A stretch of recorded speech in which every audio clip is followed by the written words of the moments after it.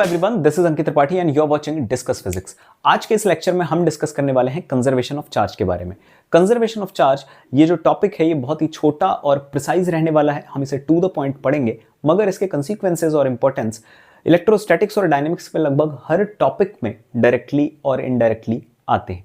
तो अगर हम समझना चाहें कि कंजर्वेशन ऑफ चार्ज क्या है तो इसको हम दो स्टेटमेंट्स में समझ सकते हैं।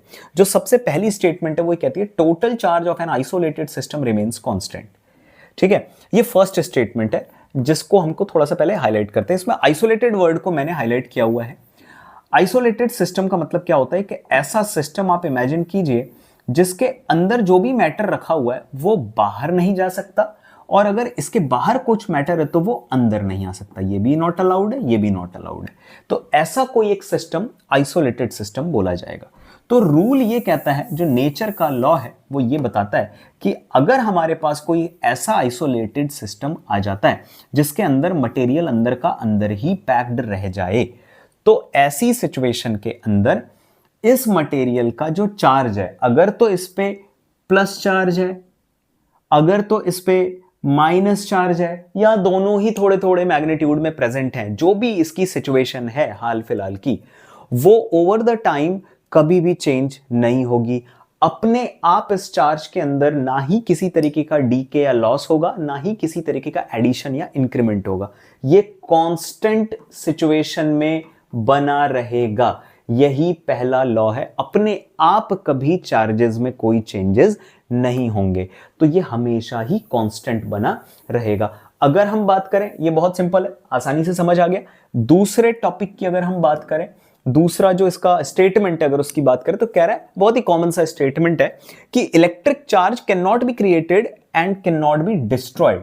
ठीक है, और थोड़ा सा इसके अंदर अगर मैं ऐड करूं तो it can be transferred from one body to another. इसको सिर्फ एक बॉडी से दूसरे बॉडी में ट्रांसफर किया जा सकता है। इसी में मैं और इसको ऐड कर देता हूं, इलेक्ट्रिक चार्ज को ना ही बनाया जा सकता है ना ही इसको खत्म किया जा सकता है, बस इसको शिफ्ट कर सकते हैं एक से दूसरे पे, दूसरे से तीसरे पे। ठीक है, ये कुछ कुछ इस तरीके से, जैसे मान लीजिए कि आपने कहीं से पैसा मिला आपको और आपने उस मनी को कहीं खर्च कर दिया। ठीक है, तो आपको लगेगा कि आपके पास से वो मनी खर्च हो चुकी है, मगर इस पूरे इकोनॉमिक सिस्टम के अंदर वो पैसा अभी भी प्रेजेंट है। मार्केट में कोई तो उसको लेकर जा रहा है ना। अगर आपने शॉप पर खर्च करा है तो आपके पास से वो पैसा चलेगा, लेकिन शॉपकीपर के पास तो है ना। तो इस पूरे देश की बाउंड्रीज के अंदर वो पैसा अभी भी प्रेजेंट है, आपके पास से चले गया तो एक बॉडी से शिफ्ट होकर दूसरी बॉडी पे जा सकता है। हाँ, एक बॉडी के लिए वो हो सकता है कि आपको लगे कि इस बॉडी से खत्म हो गया, लेकिन वो इस यूनिवर्स के अंदर ही एज इट इज बना रहेगा। तो ये हमारे दूसरे स्टेटमेंट का मतलब है। अब इसके अंदर कुछ छोटे छोटे क्लॉज और पॉइंट्स हैं कि हमको इसका मतलब क्या नहीं लेना है। ठीक है, charge can not be created, can not be destroyed का एक बहुत ही इनडायरेक्ट मतलब ये भी होता है। एक्चुअल में जब हम एक फिनोमेना देखें, जैसे एक सिल्क के क्लॉथ से अगर हम ग्लास रॉड को अगर हम एक सिल्क के क्लॉथ से रब कर दें, ठीक है, इसको अगर हम रब करते हैं तो हम देखते हैं जो सिल्क का क्लॉथ है वो आपका बाय डिफॉल्ट नेगेटिव चार्ज हो जाता है, और जो ग्लास की रॉड है वो पॉजिटिव चार्ज हो जाती है। और उससे पहले वो दोनों अनचार्ज थे। अचानक से रबिंग के बाद, ये फ्रिक्शन के बाद, ये इनके ऊपर चार्ज कहां से आ गया? तो चार्ज तो क्रिएट हो रहा है ना। तो आपका ये स्टेटमेंट कितना हद तक सही है? ये तो गलत लग रहा है, लेकिन ऐसा होता नहीं है। इसमें जो क्लॉज नंबर 1 है उसको हम अगर पढ़ लें और समझ लें तो हमको समझ आ जाएगा। ये जो लिखा जाता है ये स्टेटमेंट कि electric charge can not be created, can not be destroyed, only transferred from one body to another body, ये सिर्फ और सिर्फ आइसोलेटेड चार्जेस के लिए स्टेटमेंट सही है। आइसोलेटेड चार्जेस के लिए ये स्टेटमेंट सही है, यानी अकेला पॉजिटिव चार्ज कभी नहीं बनाया जा सकता, अकेला नेगेटिव चार्ज कभी नहीं क्रिएट किया जा सकता एक बॉडी को। लेकिन याद रखना कि electric charge can be created and can be destroyed only in equal and opposite pairs. यानी कि अगर आप चार्ज को सच में बनाना चाहते हैं तो चार्ज आइसोलेटेड कभी नहीं बन सकता। अगर पॉजिटिव बनाओगे तो नेगेटिव बाय डिफॉल्ट बन जाएगा, और दोनों को अगर एक दूसरे से कांटेक्ट में लाओगे तो फिर से वो न्यूट्रल हो जाएंगे। ये हम पीछे के चैप्टर्स पे पढ़ चुके हैं, ठीक है। कंडक्शन इंडक्शन से हम किस तरीके से चार्जेस को इंड्यूस करते हैं। लेकिन हमने एक चीज देखी थी पीछे के चार्ज को डेवलप करने के मेथड्स में, कि methods of charging the bodies, तो उसके अंदर हमने देखा था कि चार्ज हमेशा पेयर्स में पैदा होता है। पॉजिटिव चार्ज अगर बन रहा है तो नेगेटिव चार्ज भी कहीं ना कहीं किसी न किसी बॉडी पर आया होगा। तो ये बड़ा इंपॉर्टेंट हो जाता है हमारे लिए। उसके बाद एक दूसरा क्लॉज इसके अंदर है, वो ये है कि चार्ज ऑलवेज कैरी मास, ठीक है। It's conservation is followed even in the mass energy conversion. कह रहा है कि दुनिया में कभी भी कोई चार्ज बिना मास के नहीं रह सकता। ये बहुत इंपॉर्टेंट बात है, वेरी वेरी वेरी इंपॉर्टेंट। कभी भी चार्ज बिना मास के प्रोड्यूस नहीं हो सकता, यानी एनर्जी की तरह फ्री स्टेट में नहीं मिल सकता ये, ठीक है। चार्ज किसी भी बॉडी पर आएगा तो उसके पास मास हमेशा साथ में लेके आएगा। आपको कैथोड रे एक्सपेरिमेंट के बाद जो चार्ज मास का रेशियो निकाला गया था वो एक साथ में निकाला गया था मिल्कन्स ऑयल ड्रॉप एक्सपेरिमेंट की हेल्प से। इलेक्ट्रॉन का मास जब हम पता लगाते हैं, वो एक सबूत है इस चीज का कि चार्ज हमेशा मास के साथ ही आता है। लेकिन आइंस्टाइन की जो मास एनर्जी इक्विवेलेंस है E=mc², जिसके अंदर मास एनर्जी में कन्वर्ट हो जाता है, आमतौर पे चार्ज मास के साथ आता है। लेकिन अगर मास एनर्जी में कन्वर्ट हो जाए तो उस प्रोसेस के दौरान भी आपका जो कंजर्वेशन ऑफ चार्ज है वो हमेशा फॉलो होगा। चलते हैं, और भी कुछ इसके इंपॉर्टेंट है कि और कहां कहां ये देखने को मिलता है। तो सेकंड स्लाइड की तरफ चलते हैं। देखिए यहां पर दो बड़ी इंपॉर्टेंट बातें हैं। एलिमेंट्री फिजिक्स क्वांटम फिजिक्स की एक सब्सिडरी ब्रांच है। एलिमेंट्री फिजिक्स के अंदर भी चार्ज कंजर्वेशन जो है बहुत ही अच्छी तरीके से होल्ड होता है। कैसे? दो बड़े इंपॉर्टेंट फिनोमेना होते हैं, पेयर एनिहिलेशन और पेयर प्रोडक्शन। तो पेयर प्रोडक्शन और पेयर एनिहिलेशन में दोनों ही प्रोसेसेस में हम देखते हैं कि चार्ज का कंजर्वेशन फॉलो होता है। देखिए पेयर प्रोडक्शन क्या होता है? पेयर प्रोडक्शन में गामा जो होता है, गामा फोटोन यानी कि रेडिएशन, आपका टूट कर इलेक्ट्रॉन और पॉजिट्रॉन का फॉर्मेशन करता है। पॉजिट्रॉन क्या होता है? पॉजिट्रॉन बेसिकली एक एंटी पार्टिकल है इलेक्ट्रॉन का, जिसका मास और बाकी फीचर्स इलेक्ट्रॉन की तरह होते हैं, मगर इसका जो चार्ज होता है वो पॉजिटिव होता है।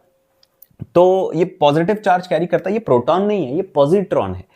प्रोटॉन के ऊपर भी इलेक्ट्रॉन के जितना पॉजिटिव चार्ज होता है, लेकिन उसका मास अलग होता है, तो इसका मास भी इक्विवेलेंट होता है। तो ये दो बिल्कुल ही जुड़वा भाई समझ लो, बट ऑपोजिट बिहेवियर वाले। तो गामा फोटोन से दो पार्टिकल्स मिलते हैं, दो फोटोन आपस में मिलते हैं और इलेक्ट्रॉन और पॉजिट्रॉन का फॉर्मेशन करते हैं। इस प्रोसेस को आप पेयर प्रोडक्शन कहते हैं। अगर आप इस प्रोसेस में, इस घटना में नेट चार्ज बिफोर निकालें तो गामा फोटोन तो अनचार्ज पार्टिकल्स होते हैं, ठीक है, तो इनका नेट चार्ज तो जीरो हो गया, और इलेक्ट्रॉन का चार्ज और पॉजिट्रॉन का चार्ज इक्वल एंड ऑपोजिट बताया जा रहा है, तो यहां पर भी नेट चार्ज कितना आ जाएगा? जीरो। तो इस प्रोसेस, ये बहुत इंपॉर्टेंट प्रोसेस है एलिमेंट्री फिजिक्स की, इसके अंदर भी, पेयर प्रोडक्शन के अंदर भी चार्ज का कंजर्वेशन प्रॉपर फॉलो हो रहा है। अगर हम इसी के पैरेलल इसकी जस्ट ऑपोजिट प्रोसेस देखें, जिसके अंदर एक इलेक्ट्रॉन एक पॉजिट्रॉन से कंबाइन होकर के गामा रेडिएशन बनाता है, इस प्रोसेस को कहते हैं पेयर एनिहिलेशन। तो पेयर एनिहिलेशन के अंदर अगर हम देखें, इलेक्ट्रॉन और पॉजिट्रॉन का जो इनिशियल चार्ज है, इलेक्ट्रॉन और proton equal and oppositely charge होने की वजह से इनिशियल चार्ज जीरो बनाएंगे, लेकिन गामा रेडिएशन का जो चार्ज होता है उसको तो कोई चार्ज ही नहीं होता है, तो ये भी ऑटोमेटिकली अनचार्ज या न्यूट्रल बॉडी, न्यूट्रल पार्टिकल में काउंट होगा। तो एनिहिलेशन से पहले और एनिहिलेशन के बाद का चार्ज, यहां प्रोडक्शन से पहले और प्रोडक्शन के बाद का चार्ज कांस्टेंट है, चार्ज अचानक से अपीयर नहीं हो रहा है। तो प्रोसेसेस जो नेचर की बहुत ही इंपॉर्टेंट गवर्निंग प्रोसेसेस हैं, वो भी चार्ज कंजर्वेशन को प्रॉपर फॉलो करती हैं, चाहे आप मैक्रोस्कोपिक ऑब्जेक्ट्स में इस चीज को देखें, चाहे माइक्रोस्कोपिक ऑब्जेक्ट्स में इस चीज को देखें। अगली स्लाइड की तरफ चलते हैं। यहां पर कुछ और भी चीजें हैं जहां पर चार्ज कंजर्वेशन को हम फॉलो करते हुए देख सकते हैं। देखिए बहुत सारी ऐसी नेचर की फिनोमेनाज है जिसके अंदर चार्ज कंजर्वेशन फॉलो होता है, हर चार्ज कंजर्वेशन फॉलो होना ही है। अब यहां पर न्यूक्लियर रिएक्शन की अगर हम बात करें तो न्यूक्लियर रिएक्शंस देखिए, जैसे यूरेनियम का जो न्यूक्लियस है, यूरेनियम 235 का न्यूक्लियस, अगर इस पर न्यूट्रॉन की बॉम्बार्डिंग करें तो बेरियम और क्रिप्टन दो नए डॉटर न्यूक्लिया हमको देखने को मिलते हैं, और साथ में न्यूट्रॉन्स का प्रोडक्शन होता है, थोड़ी अमाउंट में एनर्जी निकलती है। क्या इसमें चार्ज का कंजर्वेशन फॉलो हो रहा है? देखिए, जो बेसिकली बात करें, न्यूक्लियस के अंदर होता है पॉजिटिव चार्ज, जो होता है कितना अमाउंट में, जितने उसके अंदर प्रोटॉन्स होंगे। तो यूरेनियम के पास है 92 प्रोटॉन्स, तो 92E, क्योंकि यहां न्यूट्रॉन के पास तो जीरो है, तो रिएक्शन होने से पहले अगर मैं एटॉमिक नंबर के बेसिस पर यानी प्रोटॉन्स के नंबर के बेसिस पर चार्ज की वैल्यू पता लगाऊं, तो इस पूरे सेगमेंट में जो रिएक्टेंट पार्ट है इसके पास है 92e प्लस में चार्ज, और अगर रिएक्शन होने के बाद का अगर मैं चार्ज देखूं तो 56 36 0, ये भी कितना आ रहा है 92 प्रोटॉन्स के चार्ज के इक्विवेलेंट। तो यानी कि आप अगर मास नंबर के एटॉमिक नंबर के बेसिस पर काउंट करेंगे तो अभी भी इसके पास बेरियम और क्रिप्टन मिला करके 92 प्रोटॉन्स ही हैं। हम जानते हैं ना कि ZXA इस शेप में लिखे जाते हैं एलिमेंट्स, तो Z जो होता है वो आपका एटॉमिक नंबर होता है, तो ये भी बैलेंस्ड है। इसके अलावा जो फ्रिक्शनल यानी ट्राइबो इलेक्ट्रिक इफेक्ट में भी हमने देखा था कि ग्लास को जब सिल्क के साथ रब करते हैं, अभी थोड़ी देर पहले मैंने बताया भी था, तो ग्लास पर पॉजिटिव और सिल्क पर क्या आ जाता है, नेगेटिव चार्ज आ जाता है। तो पॉजिटिव और नेगेटिव पेयर में पैदा हो रहे हैं, ये भी इनडायरेक्ट स्टेटमेंट ही है चार्ज कंजर्वेशन का। अकेला आइसोलेटेड खाली ग्लास ही चार्ज हो ऐसा नहीं हो सकता, ठीक है, सिल्क भी होगा। और केमिस्ट्री में आयनिक कंपाउंड्स जो होते हैं जिनके अंदर इलेक्ट्रॉन नेगेटिविटी का थोड़ा बहुत डिफरेंस होता है, उसकी वजह से जैसे सोडियम NaCl का जो क्रिस्टल है, सोडियम पर पार्शियली पॉजिटिव तो उतना ही पार्शियली नेगेटिव चार्ज क्लोरीन पर भी देखने को आपको मिलता है। ये सिर्फ कुछ ही बातें हैं, नेचर में बहुत से ऐसे एग्जाम्पल हम उठा सकते हैं जिसके अंदर चार्ज का कंजर्वेशन फॉलो होता हुआ दिखाई देता है। बाकी की जो प्रॉपर्टी है, एक प्रॉपर्टी और बची हुई है चार्ज की, वो है आपकी एडिटिव प्रॉपर्टी। एडिटिव प्रॉपर्टी के बारे में हम पढ़ेंगे नेक्स्ट लेक्चर में, तो तब तक के लिए जय हिंद।